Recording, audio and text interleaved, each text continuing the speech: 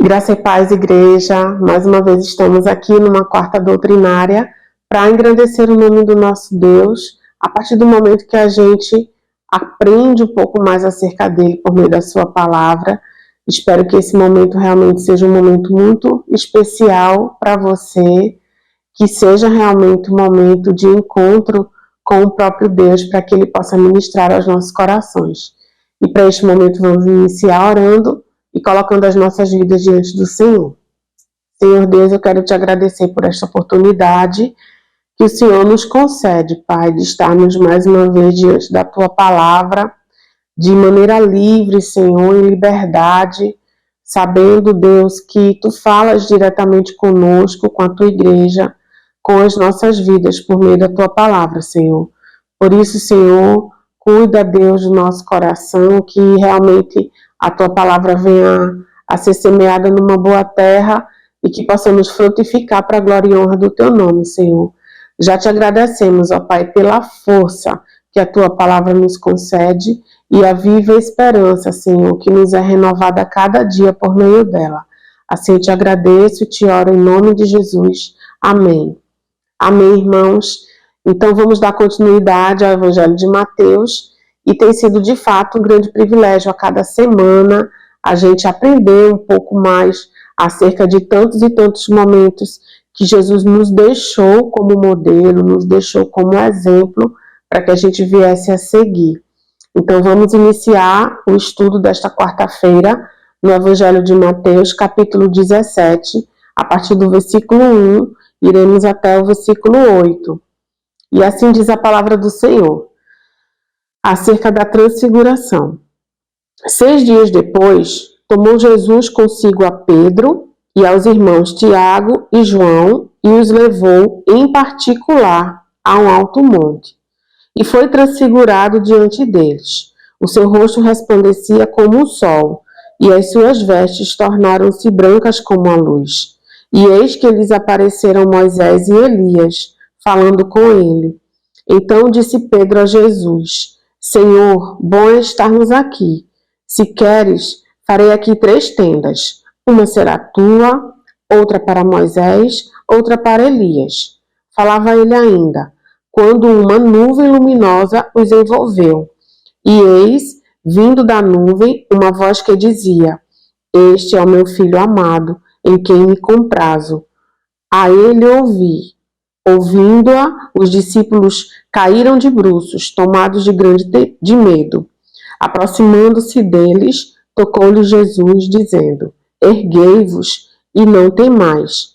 Então eles, levantando os olhos, a ninguém viram, senão Jesus.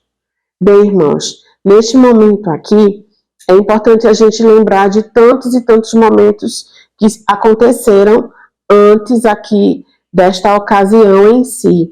Ou seja, antes, Jesus estava questionando a seus discípulos acerca de quem diziam que Jesus era. E Pedro, ele se destaca nesse momento e passa a declarar ali a Jesus que ele se tratava do Cristo, o Filho do Deus vivo.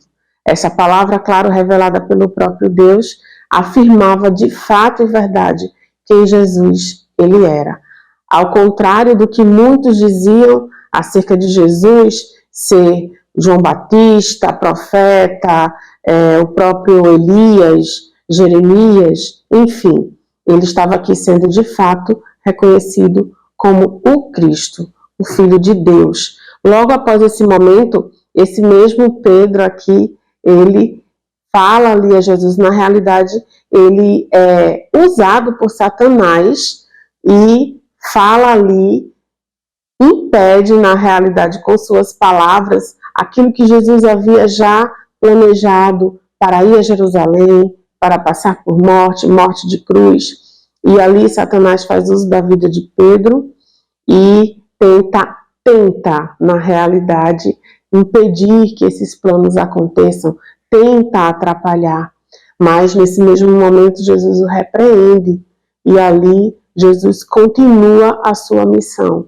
ensinando aos seus discípulos, e desta feita acerca da própria renúncia que existiria na vida daqueles que querem seguir a Jesus, a própria boa obra que é reconhecida naqueles que já pertencem a Cristo, que por ele são salvos, e as recompensas dessas obras. Então Jesus aqui, ele passava por esses momentos. E ao final dele aqui, como o texto bem diz, 6 dias depois. 6 dias depois do quê? Do último momento em que Jesus esteve ali com os discípulos e ele mesmo revelou, e aqui neste momento já estava até testificando aquilo que ele havia dito no capítulo 16, versículo 28, que diz assim: em verdade vos digo que alguns há dos que aqui se encontram, de que maneira nenhuma passarão pela morte,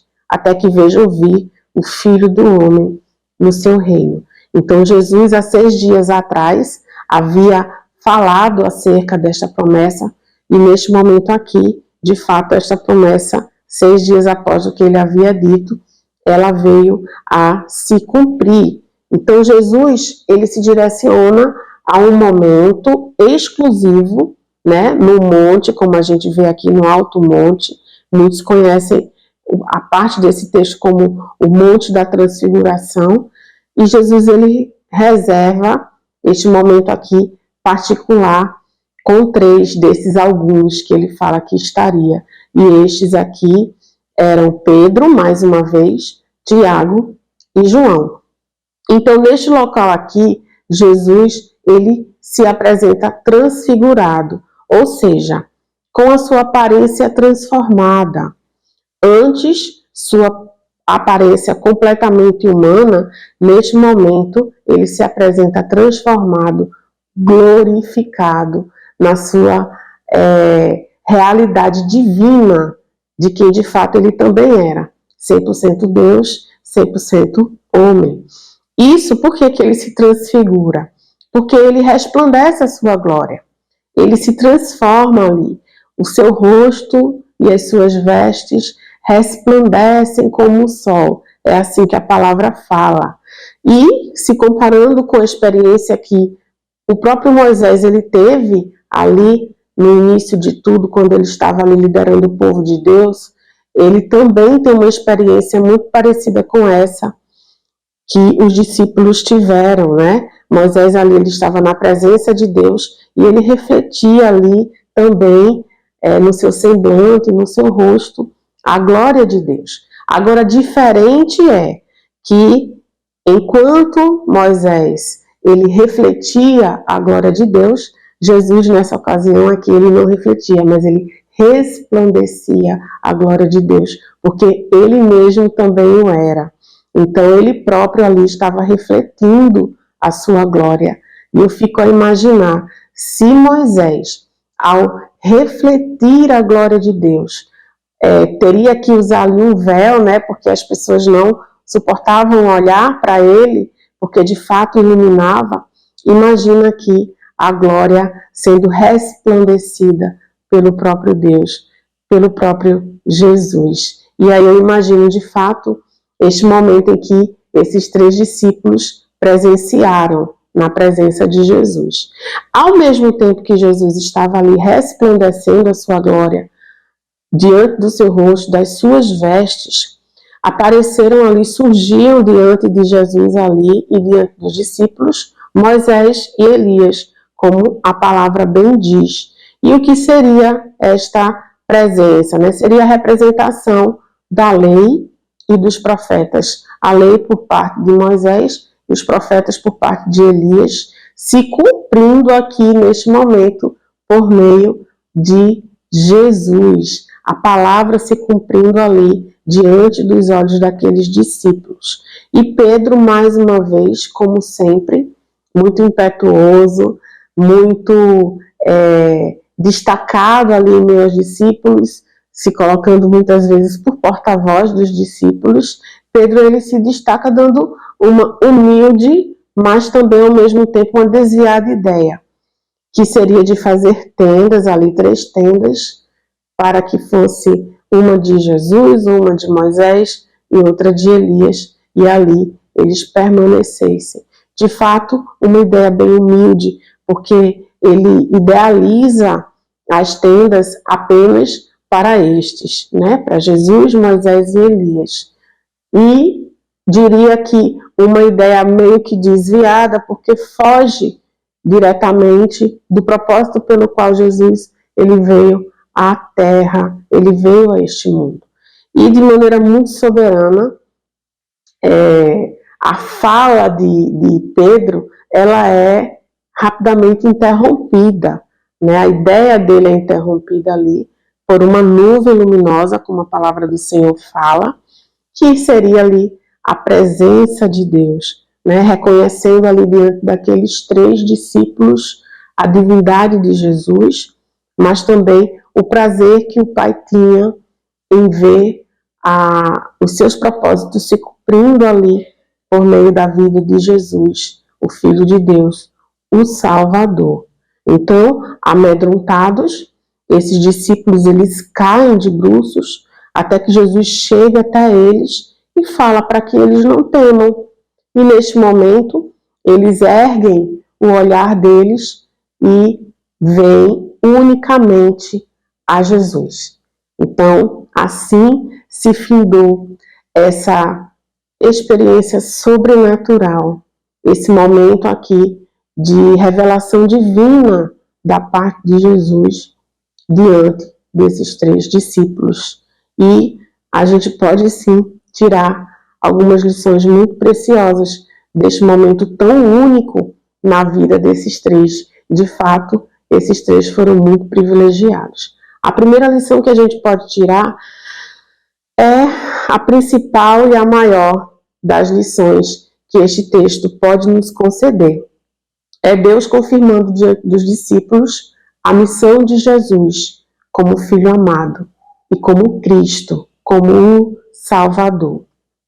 Ainda que ao descer do monte Jesus falasse aos seus discípulos que não revelasse isso para ninguém, até que se cumprisse a sua morte ali na cruz e possivelmente, consequentemente, a sua ressurreição. Então, Jesus, ele se coloca ali diante dos seus discípulos, de fato, com a missão pela qual ele foi chamado em obediência ao Pai. E Deus confirma, e Deus dá todo o respaldo ali diante daqueles 3 discípulos de quem de fato Jesus era e qual a missão que estava em suas mãos. Ele se apresenta de fato ali glorificado, né? Resplandecendo a glória do Pai. E a segunda lição que a gente pode tirar desse momento é que, assim como foi com Pedro, que por tantas e tantas vezes estava ali representando os demais discípulos e colocando, sim, a sua opinião, né, o seu desejo, o seu ímpeto, ali a sua emoção diante de Jesus, por muitas vezes acertava, por outras vezes errava, falhava. Mas assim como foi com Pedro, que ele foi aperfeiçoado entre tantas e tantas situações que ele passou, que ele enfrentou ali, que assim também seja conosco, que nós possamos ter verdadeiras experiências com o nosso Deus. E assim como foi com Pedro, diante das nossas imperfeições, diante das nossas falhas, o Senhor possa nos aperfeiçoar, o Senhor possa, de fato, cumprir a sua boa obra em nossas vidas, operar em nós as suas maravilhas, assim como foi na vida de Pedro, e que ele cumpra, assim, a vontade dele, não a nossa, que por muitas vezes também é impetuosa, por muitas vezes é covarde, por muitas vezes não agrada ao Pai, mas que o Senhor venha aperfeiçoar em nós a sua vontade e o seu querer, e que realmente os planos que Ele já tem para mim e para você, assim como foi na vida de Pedro, venha a se cumprir. E a terceira e última lição que a gente pode aprender é que o Senhor também nos chamou. O Senhor também nos deu uma missão. Então, que assim como Jesus, Ele foi obediente ao Pai. Ele priorizou, acima de qualquer coisa, a missão pela qual o Senhor colocou em suas mãos, para que ele fosse ali de fato o Cordeiro de Deus, que tira o pecado do mundo, que com essa mesma prioridade, com esse mesmo amor, o próprio amor de Jesus que nos constrange, nós possamos priorizar o chamado que o próprio Deus também nos concedeu em nossas vidas, que possamos deixar as nossas vidas e os nossos corações disponíveis a Ele, para que os seus planos verdadeiramente venham a se cumprir. Claro que por muitas vezes a gente vai ter que passar por renúncia, claro que por muitas vezes iremos padecer, mas tenha certeza que vale muito a pena servir esse Deus maravilhoso e que começa a sua boa obra em cada um de nós e através de cada um de nós. Então que nós possamos ir e pregar o seu evangelho de salvação e proclamar o reino de Deus. E o próprio evangelho de Mateus, no capítulo 9, versículo 35 a 38, nos direciona para isso. Porque Jesus ele percorria todas as cidades e povoados, ensinando nas sinagogas, pregando o evangelho do reino e curando toda sorte de doenças e enfermidades. Vendo ele as multidões, compadeceu-se delas, porque estavam aflitas e exaustas, como ovelhas que não têm pastor. E então se dirigiu a seus discípulos. A seara, na verdade, é grande, mas os trabalhadores são poucos. Rogai, pois, ao Senhor da seara, para que mande trabalhadores para a sua seara. Que assim seja, queridos, que possamos de fato colocar as nossas vidas diante do Senhor. E assim como foi neste momento tão sobrenatural que esses 3 discípulos tiveram diante de Jesus, Jesus se revelou a eles ali em sua divindade, mas Jesus não parou por aí. Jesus ele seguiu a sua missão, ele seguiu o propósito pelo qual ele foi chamado também para cumprir. Então que assim seja em nossas vidas também, que o nome do Senhor seja glorificado e que nós possamos a cada dia, recorrer a esse Deus tão grandioso, tão maravilhoso e que tem, por misericórdia e por graça, incluir as nossas vidas em seus perfeitos planos. Que Deus abençoe a tua vida e que Ele verdadeiramente fale ao teu coração para que você possa cumprir o chamado que Ele mesmo te deu.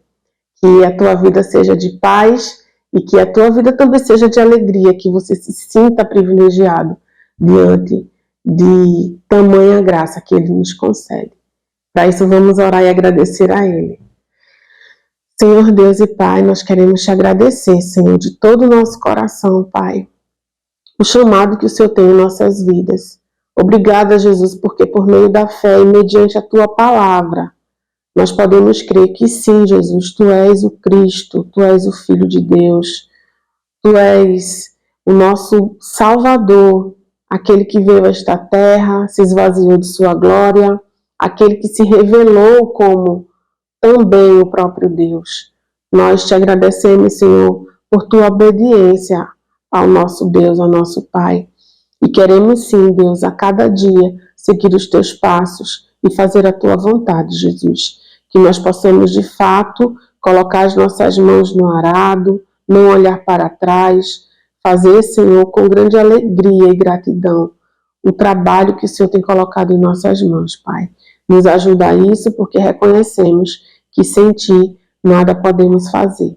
É assim que eu te oro, Senhor, coloco diante de Ti a vida dos meus irmãos, a vida da Tua igreja, não só esta igreja local, mas a igreja espalhada na face da terra, Senhor, a vida do nosso pastor, a vida da liderança, a vida de cada irmão que possa de fato, Senhor, cumprir aquilo que o Senhor tem ministrado aos seus corações. Nos ajude, Espírito Santo.